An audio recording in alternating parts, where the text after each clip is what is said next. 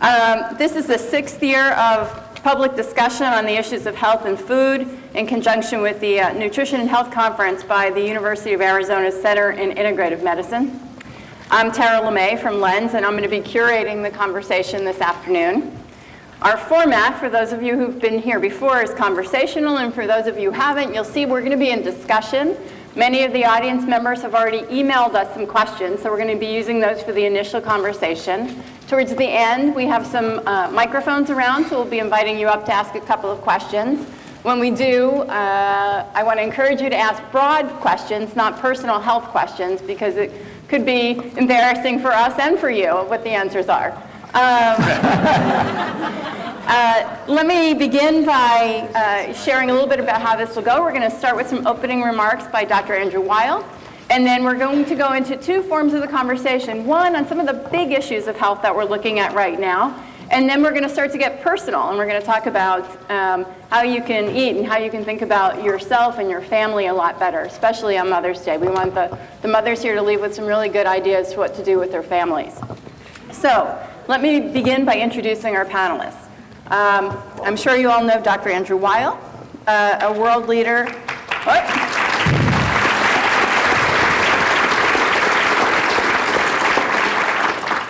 He's a world-renowned leader and pioneer in the field of integrative medicine.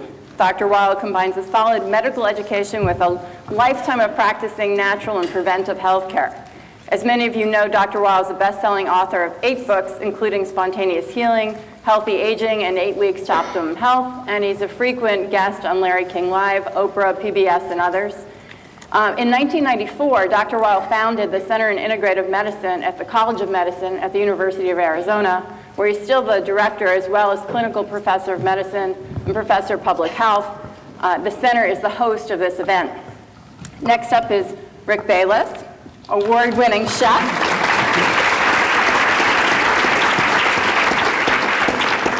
And restaurateur, cookbook author, television personality.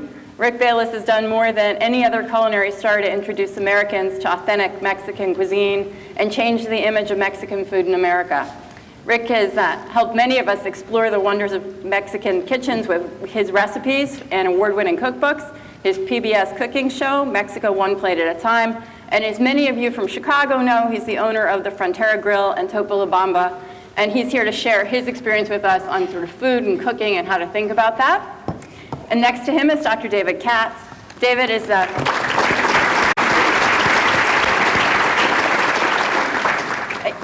his short bio will do no justice. He's an associate professor of public health practice at the Yale University School of Public Health and the director and founder of Yale's University's Prevention Research Center.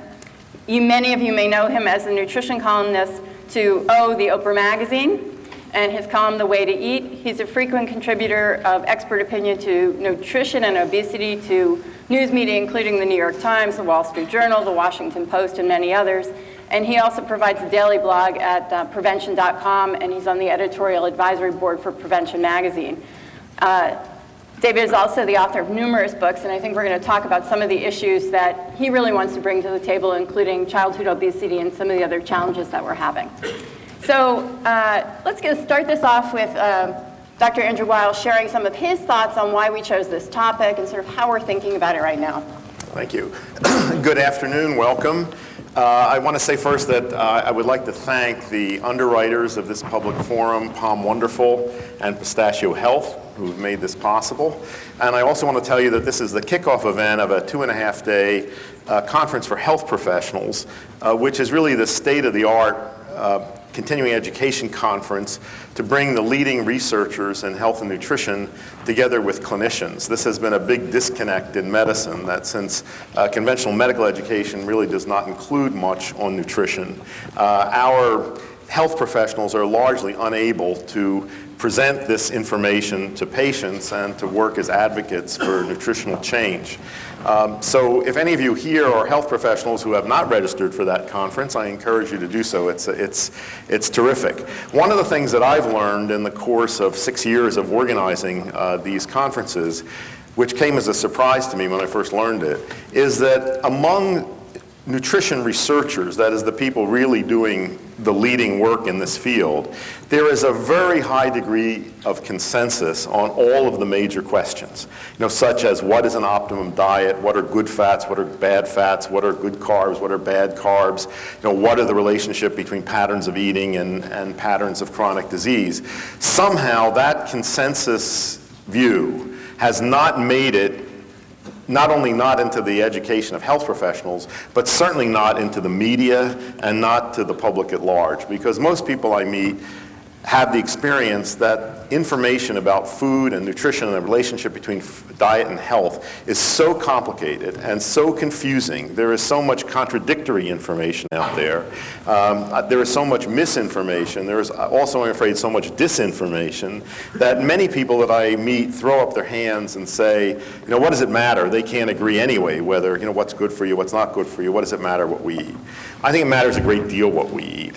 And that's really the theme of the discussion today.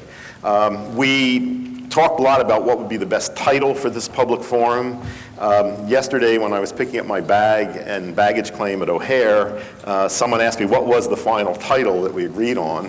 And I said, you can't afford to get sick. And a man standing next to me turned around and said, ain't that the truth? Well, it is, unfortunately. And I think this is much on people's minds today. Healthcare costs in this country have spiraled out of control. And the healthcare crisis that we're facing, even before the present economic downturn, really had the potential to sink our whole economy. And we have not yet even begun to feel the impact of the aging baby boomers. I mean, they aren't yet in the ages where they're going to get the diseases of aging. We haven't yet felt the impact of the health consequences of obesity in young people. This generation of fat kids that we have produced, something entirely of our own making, are developing very alarming rates of type 2 diabetes, and that will be followed inevitably by an epidemic of cardiovascular disease in young people, something that we've never had to deal with before. And this is, as I say, the healthcare system is sinking even before this all begins to happen. The statistic that I have seen recently is that every 30 seconds in our country, someone declares personal bankruptcy, largely as a result of personal health crisis and health care expenses. So things are really desperate here. And I've just finished a book called Why Our Health Matters, which is about the healthcare situation and what we have to do to change it. That'll be out in September. So this is much on my mind. But one of the themes of that book is that we really have to take much greater individual responsibility for our own well-being. And a big part of that is learning, what are the factors under our control that we can use to decrease the risk of getting sick, to increase the chance that we will maintain good health lifelong.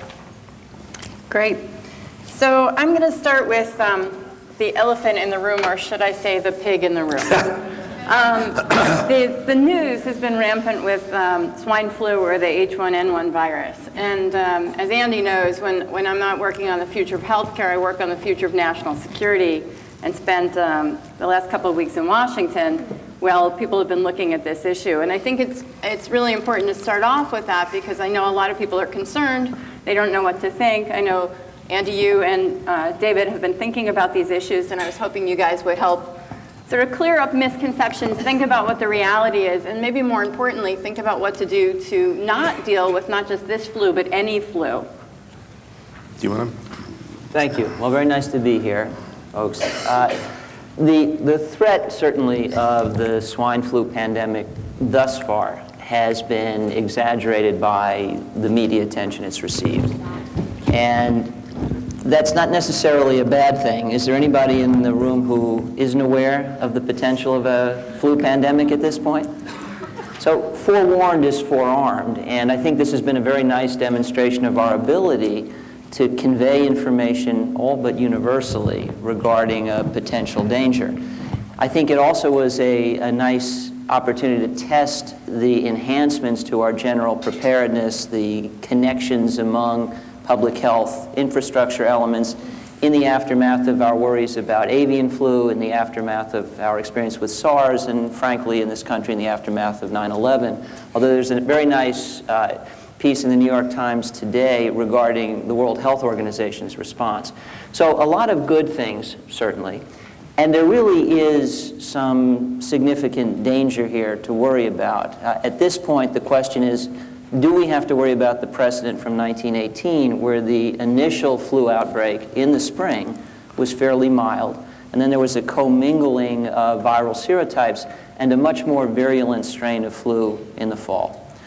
So we should remain vigilant, we should remain concerned, but we should not be worried or preoccupied, because if we think of what has happened to date, by and large this flu outbreak has been a fairly mild strain, and it perhaps is a good opportunity for us to remember that more than 35,000 people in the United States die of flu every year, and that we tend to underutilize the available defenses. We underutilize the flu vaccine. We often underutilize medication to treat the flu.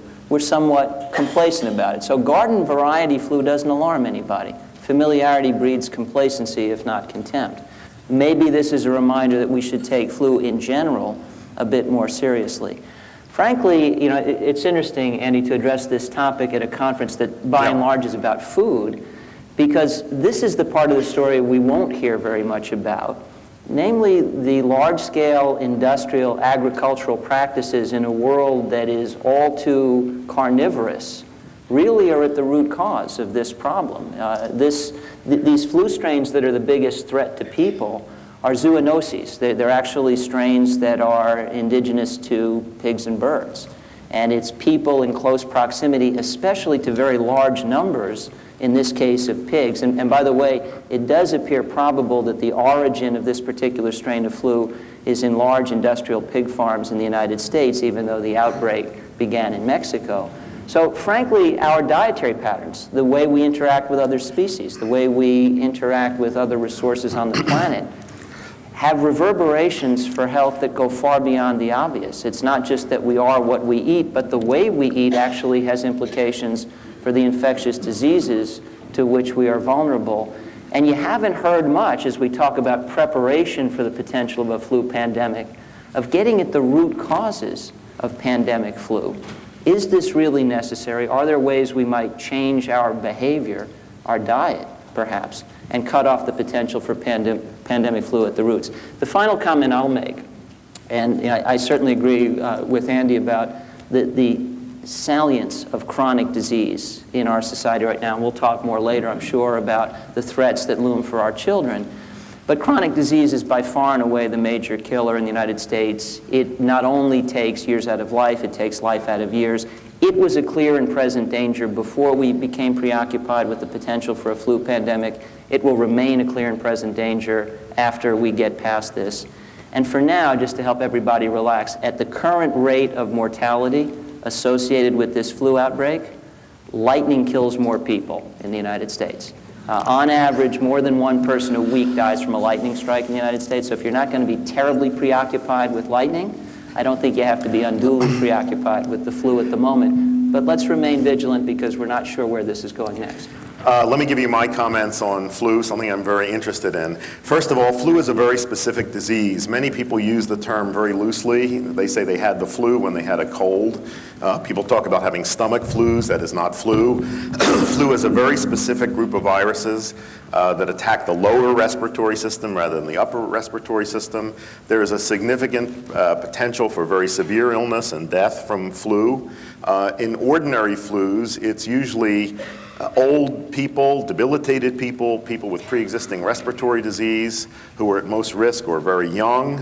What was peculiar about the 1918 flu, and which is really scary, is that that virus preferentially killed young, healthy people and spared old people and spared the very young. It would come through a family, and it was the healthy young people who died, and often very quickly. People reported having a headache in the morning and were dead in the evening.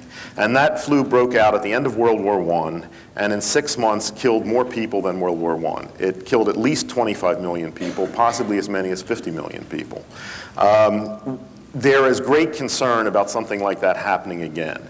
The genotype of that virus is not the one that we're currently watching in Mexico. And the concern is that that one, the H5N1, which has been simmering along in birds in various parts of the country, could become a pandemic flu. And that's something we should certainly be prepared for. In 1918, measures that have been talked about today, such as quarantine, banning of public meetings, did nothing to prevent the spread of the virus. Masks do not prevent the spread of the virus. The one town that I know of, I think it was Crested Butte, Colorado, posted armed sentries on all the roads leading to the town and let nobody pass. That was the only town I know of that had no cases of the 1918 flu. So clearly, avoiding sick people is one of the most important strategies. Now, this question about what was scary about this flu to me was that in Mexico, the people who died appeared to be young, healthy people. That has not happened outside of Mexico. You know, what we've seen now is a relatively benign flu that looks like seasonal flu. I don't think this one is going to become a pandemic. I don't think it's particularly virulent. But as David said, the 1918 flu was preceded by about 6 months by a mild form of flu, which then apparently mutated. So there's concern about whether this could do that. But this question of why a flu would kill young, healthy people is very interesting. The mechanism of death is pretty clear. That virus caused a violent immune reaction, and it was the immune reaction that killed people. It caused their lungs to fill up with fluid. The medical term for this is a cytokine storm. So the people with the strongest immune systems were the ones who were at most vulnerable. So older people, very young people that had weaker immune systems were less likely to die in that very fast way. And that raises all sorts of questions. You know, people today very casually talk about, you know, enhancing immunity, and there's all sorts of health food store products, and alternative medicine practitioners recommend ways of boosting immunity. The last thing you would want to do if a flu like that came around is to have your immunity boosted. In fact, there's even talk about possibly using steroids, prednisone, as a preventive treatment in that case to prevent that kind of reaction. So these are all things to think about. I certainly think we should be vigilant. I think it's inevitable there will be a pandemic flu at some point. The last bad one that we had was in 1968, and I got that one. That was the Hong Kong flu, and I was really sick. And that was nowhere near as bad as, you know, the potential that's out there. One of the things that I rely on, there's an herbal remedy that's much used in China called astragalus, which I often recommend to people. You can get this, it's perfectly safe, non-toxic, it's a good thing to stay on through the flu season. Good research backing its antiviral effects.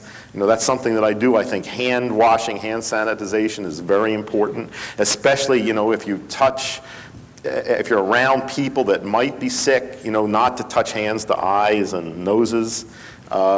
But as David said, I think for the moment we can relax here. If I may, Andy, a couple of comments. First, you know, one of the dietary deficiencies that prevails in the U.S. that I'm sure we agree on is omega-3, Yep, absolutely. which has anti-inflammatory properties. And, you know, frankly, a good way to think of the immune system is yin and yang, and Right. balance is crucial. Yep. And in fact, even astragalus is often described as an adaptogen. Yep. It helps the immune system do what it react when it needs to. So, you know, frankly, the right balance of nutrients is very helpful in having an adequate immune response, but not having an excessive immune response. The other thing I would say is I share what I think at this point is puzzlement. Why the mortality rate in Mexico seems so much higher. And were these cases where there was direct transmission from animals to people? What was the difference? Yeah. It really is a missing piece of the know. puzzle. Nobody seems to have that answer. And what you said about the generation of these things from animal farms, really interesting. The seasonal flus that we get every year are generated in China. And the usual sequence is that there are reservoirs of this virus in pigs and ducks, particularly. And the viruses exchange genes in the bodies of these animals and then in humans. And so the new strains are generated usually each at the end of the summer, beginning of the fall in China, and then they sweep around the world from west to east. And you know, so it is absolutely true. It's these large reservoirs of animals that are being farmed for food purposes in proximity to humans. And if that changed, maybe our relationship with that virus would change. Yeah. So there was a piece of the Mexico in the news coverage that we know was wrong, but it raises an interesting question. They said it was because of the high antibiotic uses in Mexico, but we know that a flu virus doesn't really deal with antibiotics so much. What should we be thinking about on the antibiotic use in general? Well, in animals, it's horrendous. I mean, People, animals, it's horrendous that these drugs not only eventually find our way to our bodies, whether that's from eating the animal products or from the antibiotics going out in the waste of the animals and getting into our water supply, and the enormous usage of these drugs clearly is influencing the evolution of bacteria in ways that are much worse for us. And yeah, I think actually the implications go further. There have been some studies suggesting, I'm sure everyone is aware of the danger of antimicrobial resistance. You get an infection with a bacteria, an antibiotic should kill it, and it doesn't because it's resistant. And one of the things that leads to that is widespread exposure to antibiotics so that the bugs that are vulnerable get killed off, only the resistant bugs remain. And there have been a couple of papers suggesting that the leading driver of antibiotic-resistant bacteria in people is the use of antibiotics in animals. So that's a huge factor.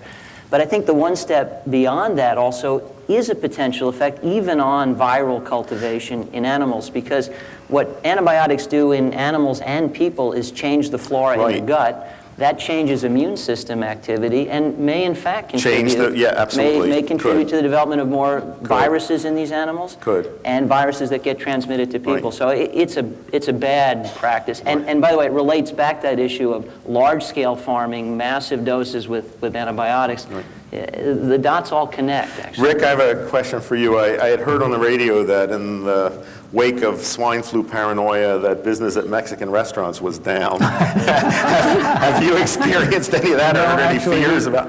We have not experienced any of that downturn at all. In fact, we had a record week this last week. We're very happy that at least people are separating the two things. So instead of traveling to Mexico, they're traveling to Rick's. I guess maybe that's part of it. So just before we leave this sort of space a little bit, and I know we're in the big scary stuff for a while. I know, Andy, before you've mentioned some issues of things like people taking Prilosec and other things affecting the gut as well, and sort of really driving some of these along. You know, I could talk the whole afternoon about that. You know, this is Rick and I will see you. We'll go. You know, this is the drug that Tara mentioned. This is representative of a class of drugs that are very, very popular in medicine right now called proton pump inhibitors. These are drugs that inhibit stomach acid production, and they're widely used for the treatment of GERD, for gastroesophageal reflux, and ordinary heartburn. They were never intended for long-term use. They were intended to be used short-term. People are now put on them for forever, and they're handed out like candy. I think that we are seeing a tremendous accumulation of data about their long-term harmful effects. Everything from interference with bone metabolism to increasing risk of stomach cancer, but the particular risk that I have not seen talked about, and also clearly interference with absorption of nutrients, but the big risk that I don't hear many people talking about is that stomach acid is your main defense against germs entering by the oral route. Now, stomach acid is really, really strong, and it's amazing, miraculous, that stomach tissue can actually coexist with acid that strong. It's a chemical reagent. And nature is very clever about how it figured out how to do that. But you suppress that production of acid in the stomach, this greatly increases risk of susceptibility to infection. It is not at all impossible that all the people walking around with no acid in their stomach are now becoming reservoirs of pathogens of increasing virulence, which will go out and infect the rest. And I have, in the past couple of years, seen a lot of acute GI infections that are much worse than I remember seeing, recently, the norovirus stuff and things like that. So I wonder about that. I'm not filling in for Michael Pollan today, and I promise not to remain on the industrial farming soapbox. But whether it's a drug we take that alters our metabolism, or a change in our food supply that alters our metabolism, the implications for infectious disease are pretty significant. Everybody's probably heard about another scary new age infectious disease, E. coli 0157H7, right? That very bad E. coli. And it's been associated with things like spinach and lettuce, right? Well, of course, the spinach and lettuce are innocent bystanders. The origins of this very dangerous microbe are in the intestinal tracts of cattle. Now, how come the cattle all of a sudden are producing this very dangerous kind of E. coli? Because we changed what we feed the cattle. So actually, the GI tract of grass-fed cattle is relatively resistant to E. coli 157. It doesn't tend to grow there. But grain-fed cattle, the kind of food that cattle get on these large farms, changes the flora in their gut, leads to changes in the germs they produce. And so now, again, we have new germs in the environment. We're changing people's vulnerability to those germs, partly because of drugs we use. I assume you all know that cows are not supposed to eat grain. Nature designed cows to eat grass, and their digestive systems are designed to eat grass. When we force them to eat grain, this causes such havoc in their GI tracts that we have to give them antibiotics in order to prevent disease.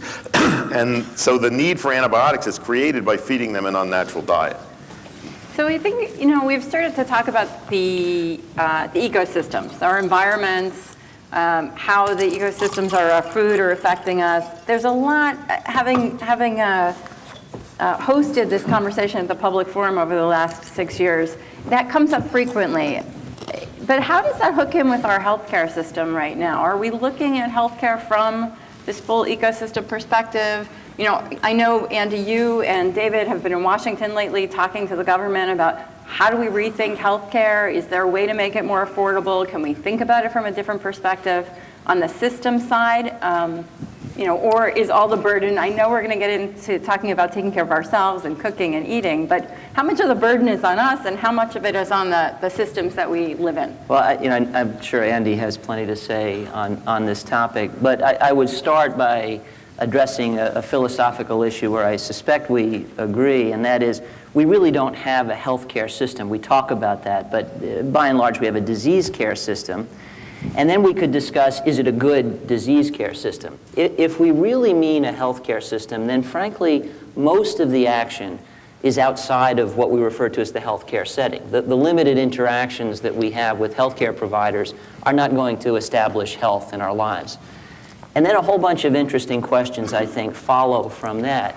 The things that are the foundation of health are eating well, being physically active, not smoking, loving people, getting enough sleep, managing stress. It's a short list, wearing a seatbelt, doing some prudent things. And in fact, there was a seminal paper published in the Journal of the American Medical Association in 1993 by McGinnis and Figi called Actual Causes of Death in the United States, which said we could identify heart disease, cancer, stroke, diabetes as the leading causes of death, but it doesn't really help us because that's what people are dying of. To say that the diseases people are dying of are the causes of death that's not illuminating. We want to know what caused those diseases. And when they did the math back then, it was a short list of behaviors led by tobacco use, followed by diet and physical activity. It was redone a decade later, pretty much the same finding.